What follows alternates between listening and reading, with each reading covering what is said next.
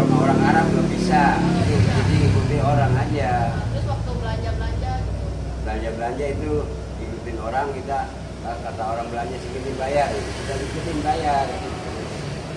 Terus yang terakhir tuh pengalaman apa aja sih yang didapatkan setelah melaksanakan ibadah haji? Ibadah haji cuman alhamdulillah gitu. Kita kalau orang-orang itu banyakan habis itu habis sholat itu kebanyakan orang pada keder. Kalau kita alhamdulillah biarpun kita orang bodoh nggak tahu apa-apa, alhamdulillah nggak keder. Kalau orang-orang pada keder. Ya, terima kasih sekian yang ingin saya tanyakan.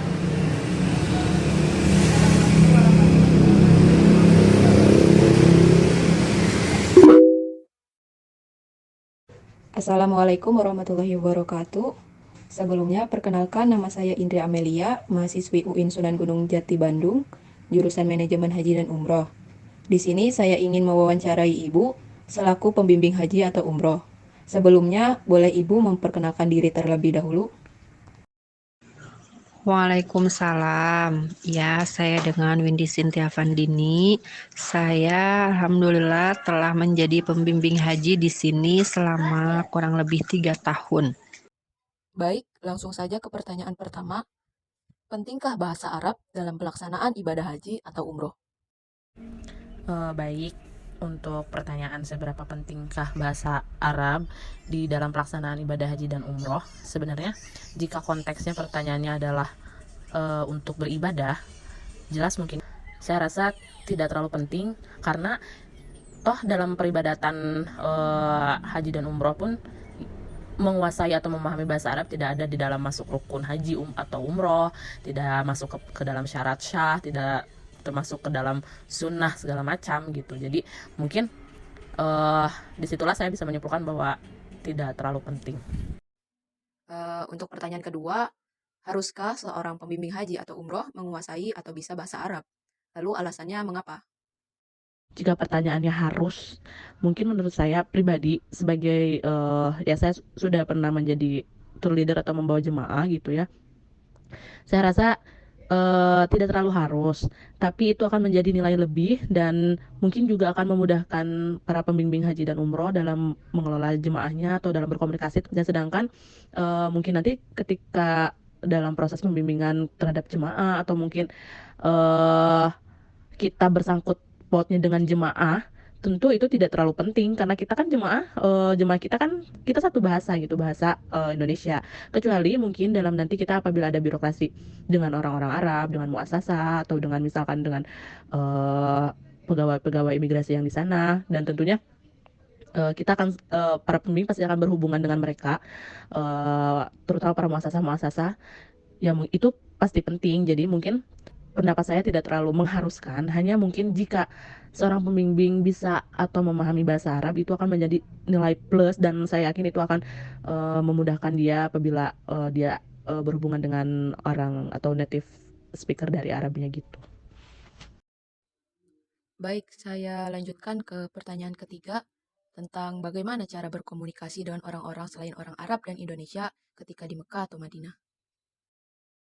Berbicara tentang cara berkomunikasi, di sini kita tentunya apabila berkomunikasi ya kita pasti menggunakan bahasa, entah itu bahasa isyarat, entah itu bahasa lisan, entah itu bahasa verbal non verbal gitu. Nah, jadi memang kalau kita apalagi di sini pertanyaannya selain orang Arab dan Indonesia, itu udah pasti eh kita kita sebagai pembimbing juga tidak mungkin menguasai berbagai macam bahasa di seluruh dunia. Jadi pastinya kita menggunakan bahasa isyarat.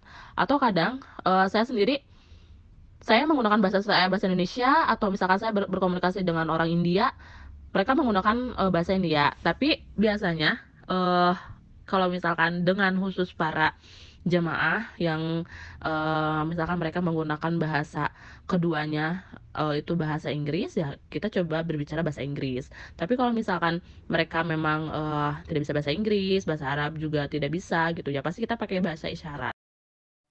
Oh, seperti itu ya. Oke, baik. Saya lanjutkan ke pertanyaan terakhir ya.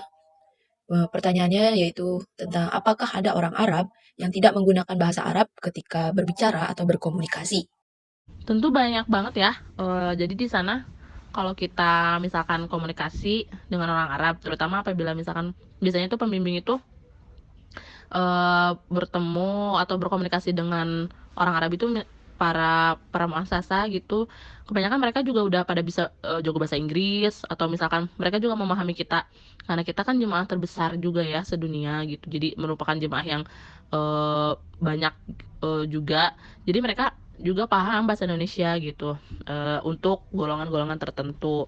Nah, tapi sejauh ini sih yang saya temukan kalau orang Arab ya, mereka juga udah merasa bahwa bahasa Arab itu udah mulai menjadi bahasa universal. Kebanyakan kalau mereka yang bisa bahasa asing kayak misalkan ketemu orang Indonesia, mereka bisa bahasa Indonesia, mereka pasti bilangnya pakai bahasa Indonesia.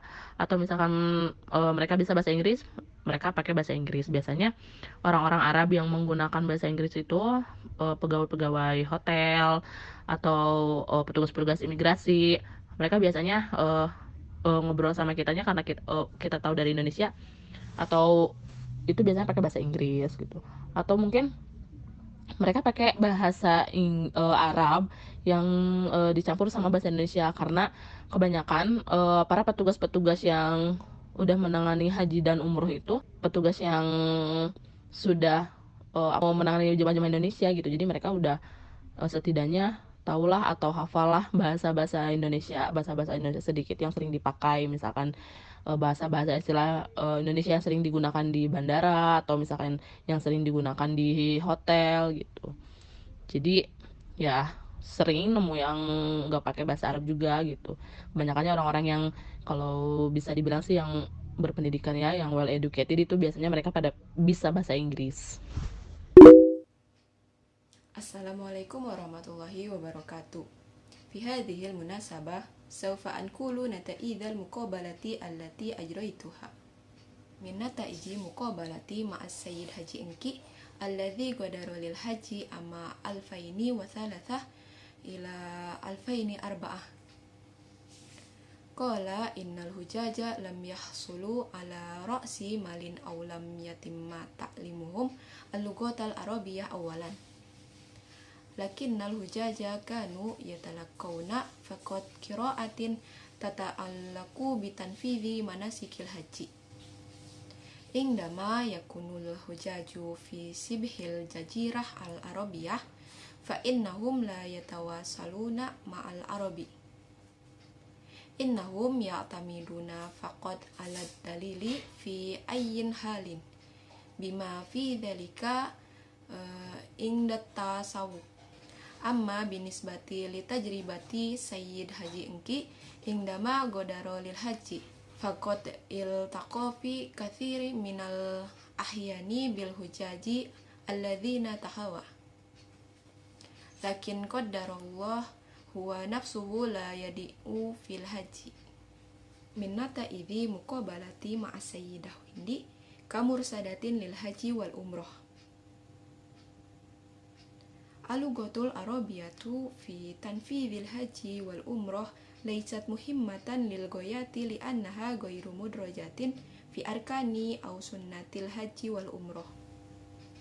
ثم قالت السيدة هندي أيضا أنه إذا لم يكن مرشد الحج أو عمرة مضطرا لإتقان اللغة العربية، فمن الأفضل لمرشد الحج أو عمرة إتقان اللغة العربية لتسهيل الأمور بيروقراطية مع العرب. عادة ما تكون طريقة السيدة هندي في التواصل مع الأجانب باللغة الإنجليزية أو لغة الإشارة. للتواصل مع العرب هناك أوضحت السيدة هندي أن العديد منهم يستطيعون التحدث باللغة الإندونيسية بسبب تأثير حجاج إندونيسيا الذين هم أكبر الحجاج أو المعتمرين في العالم. بالإضافة إلى ذلك يمكن لبعض العرب أيضا تواصل باستخدام اللغة الإنجليزية. Rubama hadza huwa minni. Syukron jazilan ala ihtimamikum. Wassalamualaikum warahmatullahi wabarakatuh.